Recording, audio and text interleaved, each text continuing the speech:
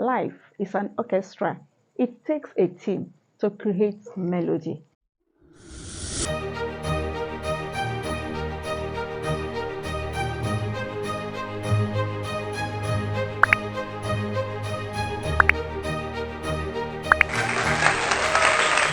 Here's another exciting episode of Flip the Pages. My name is Hayodele Muiwa. You're welcome once again. It promises to be engaging as usual. For the past 3 weeks, I've been talking about this amazing book written by Ben Carson. The title is Gifted Hands, the Ben Carson story. In the past few weeks, I've taken a lot of gems from this amazing book and I've drawn interesting conversations around the gems that I discovered in the process of reading the book. Today, I discovered one more thing that I would like to share with my loving viewers before I move on to the next book. And let me say that this is the final episode in the Ben Carson series. This is episode 4. In case you've not seen any of the earlier episodes, kindly go through my channel to watch those wonderful videos. I can assure you that you're going to gain a lot of stuff from what we have discovered so far. And if in the course of this particular book, the Ben Carson story, you've taken time to get the book, please let me know in the comment section. Let me see how you're progressing through the book and let me see what you're learning through the book. Today is the concluding part of the Ben Carson series, like I said earlier on, and the title for today's video is How to Become an Achiever in Your Chosen Field. Having read through this book, I discovered a lot of things about Ben Carson. I discovered a lot of things about his life, the things that made it possible for him to become outstanding in his field. And I discovered that there are quite a number of ways that we can also, in our different fields, become exceptional. Today, I'm going to share just 3 of such things as discovered through this book. The first thing that I want to talk about is the fact that in order for you to become an achiever, first of all, you need to discover your roots, you need to discover your tribe. And like I always do, I like reading from the book so that you can also go to the book and see what I'm talking about. Today is not going to be different. Let's dive in. In chapter 2 of this book, page 24 precisely, that is if you are reading this version of the book, in page 24, Ben Carson said something. He said, I decided I wanted to be a doctor. Flipping to the next page, page 25, he continues. He said, I believe I can be a doctor. The starting point, like I said, is for you to discover your roots. What is that thing that is peculiar to you as a person? What do you even want to be great in? Before we talk about you need to be great, before we talk about you have to be exceptional in your field. What is your field? Where is that particular sphere where you would like to make influence? Do you want to make your influence in the beauty industry? Do you want to make your influence in the fashion industry? Do you want to make your influence in the media space? Do you want to be in academia?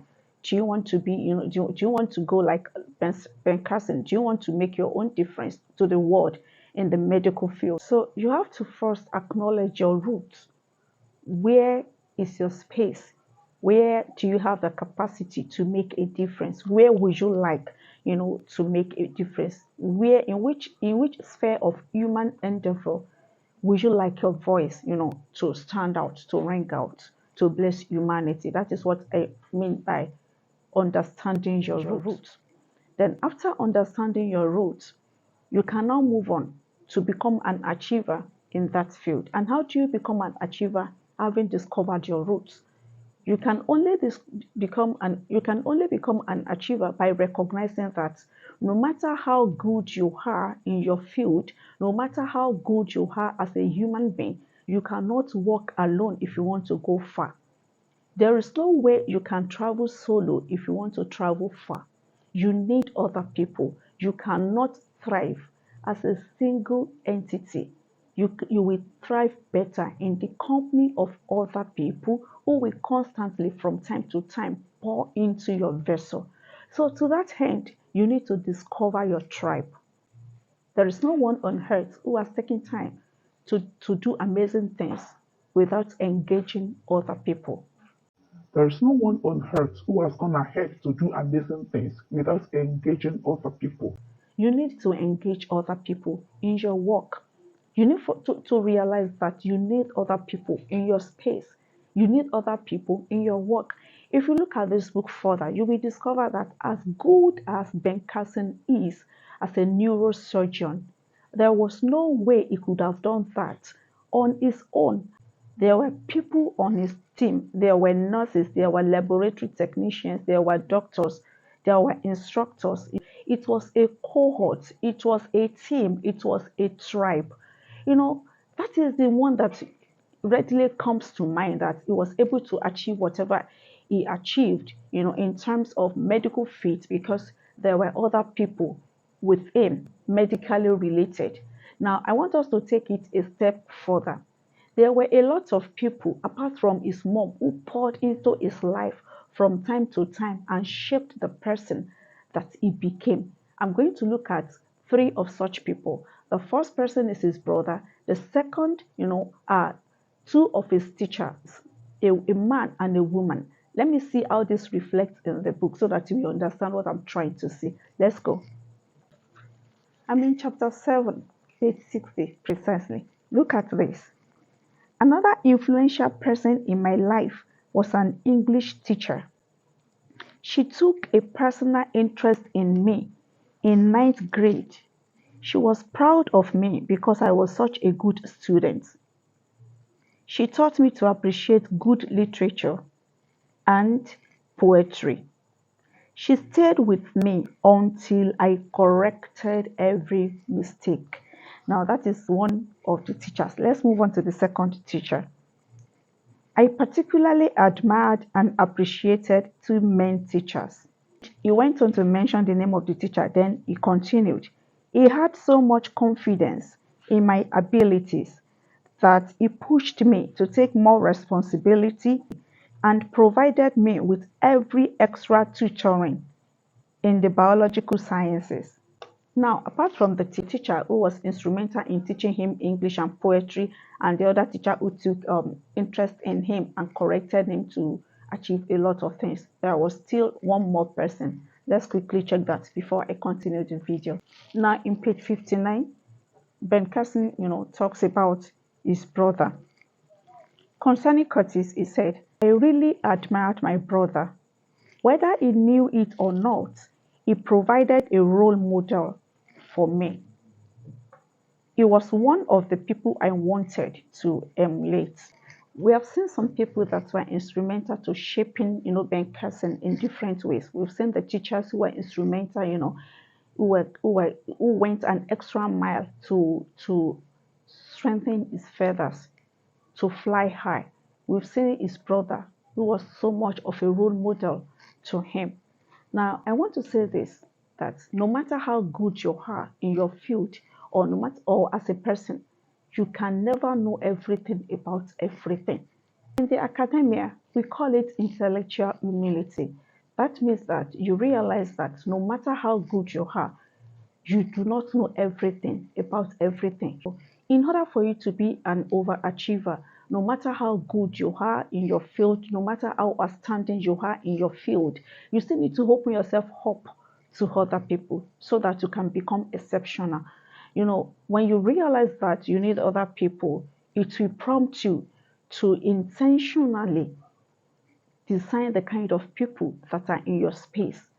Am I saying in essence that you can't just have relationships that, with casual people? Am I saying that relationships are transactional? But in the context of what we are talking about, if you carefully look at it, relationships in this context are actually transactional. Because, for instance, like a garden, if you want beautiful flowers to sprout in the garden, you have to make conscious effort to plant those flowers, make conscious effort to weed the flowers, and make conscious effort to water the flowers. Then you can have a beautiful garden. You cannot have a beautiful garden if you have not taken time to tender the garden. In the same way, if you want to become an overachiever in your chosen field, in your chosen profession, You have to be intentional, in selecting the kind of people that you get to sit with at your table. You have to be transactional, in choosing the people that you work with. You have to meticulously and carefully choose your audience, because these are the people that will propel you to move further. These are the people that will challenge you to become better. These are the people that will inspire you to come up higher in your chosen profession. If you really want to become an overachiever, you cannot wish it into existence. You have to make it happen. You have to be intentional about it. You have to grow into it. You have to groom yourself into it. You have to develop relationships, that will assist you to achieve your aim in that regard. Now, having known that you need a tribe, and having known that you have to intentionally create that tribe, still talking about getting a tribe, in order to become an overachiever.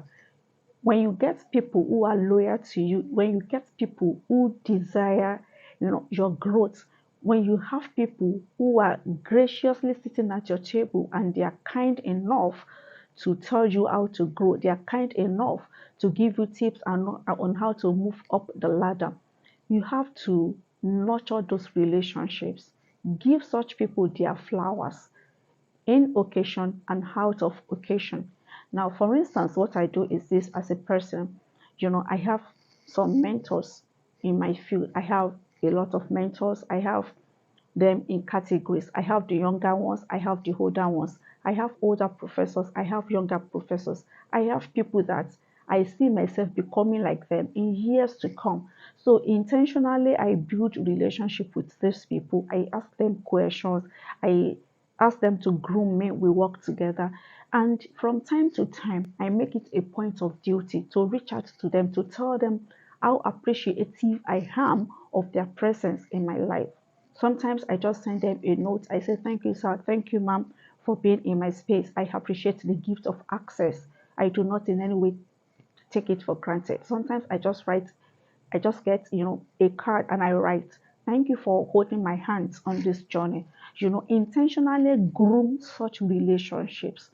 There is a reason you want these people to be in your space, and most of the time, such people, they don't have time. They don't have much time. They are always busy. They are always moving. They are always, engaged with one thing or the other. So when you have the opportunity to sit at their table, when you have the opportunity, to have them on your contact, or you have the opportunity to contact them at will, to ask them questions, to discuss with them, to deliberate with them on issues, make it a point of duty to let them know that you really appreciate their presence in your life. That is the first reason on how to become an overachiever in your chosen field. Build a tribe around your life, and do not just build a tribe of like-minded people, people who will enhance your life, people who will add value to your life. Your life is too precious, to live to toxic relationships. No, do not engage everybody. It is not everybody, who has a right to sit at your table. No. Am I saying you should be hostile to people? Am I saying you should not enjoy the company of ordinary folks? I'm not in any way saying that.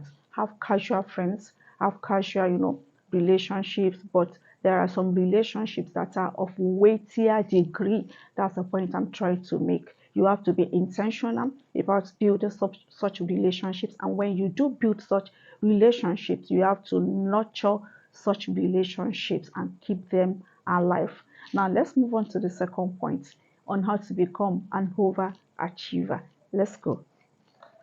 The second thing you need to do in order to become an overachiever in your field is that you need to shun mediocrity. There is no in between. It's either you go big or you go home. If you know that you're not going to pour yourself, your whole, your everything into something, it's better not to start it at all. If you want to become an overachiever, you cannot negotiate excellence. You cannot negotiate, going all the way to become the best version in that place Whatever you have to do, whatever you have to put your name on, whatever you have to, wherever you have to show your presence that you are representing an industry, you are representing a field, or you are an icon in this place, you must be known for the best. You must shun mediocrity. What is mediocrity? In simple terms, it means you are neither here or here. It means that you are in between. So if you want to become an overachiever in your field, you must give yourself to excellence. You must be sold over to that particular thing that you are known for. Now, if you carefully look at this book, if you look at the life of Ben Carson, you will notice that he didn't just wake up one day to become the famous neurosurgeon that he is known all the over for. There is a process. To greatness, there is a process. If you take time to pay your dues, it is a matter of time. You will get the result. Let me read quickly from the book to drive home my points. Okay, so this is chapter 4. I'm reading from page 35. By reading so much, this is Ben Carson speaking. By reading so much, my vocabulary automatically improved along with my comprehension.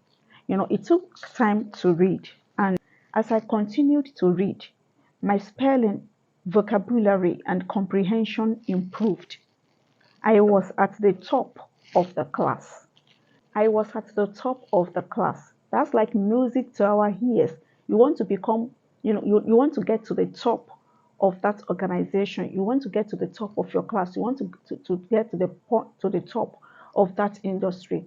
But have you taken time to go an extra mile? If you want to sit at a table with kings, you have to groom yourself to attain a royal status. You cannot sit at a table with the kings if you have not taken your time to build yourself, to groom yourself. If you have not taken time to build yourself and groom yourself to appear in that circle, you cannot cheat your way through life. You have to pour into a vessel before it can get filled. You cannot achieve something if you have not taken time, if you have not dedicated time to learn it. You cannot become extraordinary. You cannot become outstanding if you have not paid your dues. You have to pay your dues. Life will not give you what you wish for, it will give you what you work for. You have to pay your dues. You have to go an extra mile. You have to put in the work. In order for you to get the result, you must put in the work. You must go an extra mile when others are sleeping, when others are not taking things serious. You have to go an extra mile. You have to put a little extra in order for you to become extraordinary. It will not be conferred on you. Greatness will never be conferred on you. You have to pay your dues. Greatness will never be conferred on you. You have to pay your dues. And paying your dues is never going to be easy. Pay your in the process of paying your dues, you have to encounter obstacles. You have to summon such obstacles. You will encounter difficulties. You will encounter pain. You have to surmount all these troubles in order for you to get up there. That's another thing on how to become an overachiever. Shun mediocrity. Do not go for the average. Do not settle for just good enough. No, you can do better than that. Do not settle for the required mark. You can do more, you can achieve more. Do not settle at the lower rung of the ladder. Climb higher. The third way to become an overachiever is for you to constantly raise the bar. In this generation, information gets obsolete with the speed of lightning. What you think was accurate yesterday and it was indeed accurate yesterday, by this morning is obsolete. To that end, you have to commit to lifelong learning. You have to unlearn, you have to relearn, you have to learn. You have to keep learning, you have to keep unlearning, you have to keep relearning. You have to constantly give yourself to knowing more. Do not think that because you are up here today, that is all there is in your sphere of influence. If you are constantly becoming a better version of yourself, if today you've taken time to go an extra mile, tomorrow you go another extra mile, before you know it, you will move from point 0 to point 1, From 1, you will move to 2. From 2, gradually, you will move to 4. Before you know it, from 4, you're in 7. And you keep moving like that. Over a period of time, those little inputs will add up together to become a force to reckon with. So you must give yourself to continuous learning. Make it a habit to commit to lifelong learning. Do not think you know everything about everything. Do not think there is nothing new coming up in your field. Do not think there is nothing new worth exploring in your sphere of influence. Do you love fashion? Have you seen the latest styles? Have you seen the latest craftings? Have you seen the latest designs? What are you going to do in a couple of months in your field? What are you going to do in a couple of years in your field? Do you anticipate change? You must constantly anticipate change and position yourself to become relevant, in the future of your sphere, in the future of your field, in the tomorrow of your profession. You must constantly anticipate change and put yourself in a place where you will be relevant. Do not think that you've known everything. Do not think that today's innovation is the highest version of innovation there is going to be in your field. Before you wink, there is a higher grade, there is an upgrade, there is a newer version, there is a newer discovery in that field. Constantly anticipate change. And as you anticipate change, get ready to learn the details of the update. Get ready to know the details of the innovation. Get ready to position yourself in such a way that you will still be relevant even after you have retired from that profession. In that way, you become a consultant. In that way, you become a compendium, you become an archive, where the new people that are joining that profession can draw inspiration from. They can draw resources from you, even as a person. Do you get the point now? I want to encourage you not to settle for less. I want to encourage you not to just do the little expected of you. I want you to go an extra mile. I want you to make it. I want you to make an effort to become outstanding. Think of innovation. Become outstanding. Think of new ways of doing things. Do not stay where you are. Move to the next phase and keep on moving and keep on moving. That is the way to become an overachiever. Thank you so much for being a part of today's video. And with that, we have come to the end of this amazing book, Gifted Hands, the Ben Carson story. I want to implore you to get a copy at the local library. Get a copy from a bookshop close to you. Go on the internet, get the soft copy of this amazing book. Is highly recommended. And if you like to work on your book, you want to proofread, you want to edit, you want to write your biography and you don't know how to go about it, or you want to do any work that is book related, feel free to get in touch with me. That is what I do. I am a bookpreneur. I enjoy working on books. I enjoy working with people to develop their story, to develop their books, to put it, to put the finer touches here and there and birth their vision. If you've taken time to subscribe, I want you to know that I really do appreciate it. And if you have not done that, please take a moment to click on the subscribe button. Feel free to share the video with your loved ones.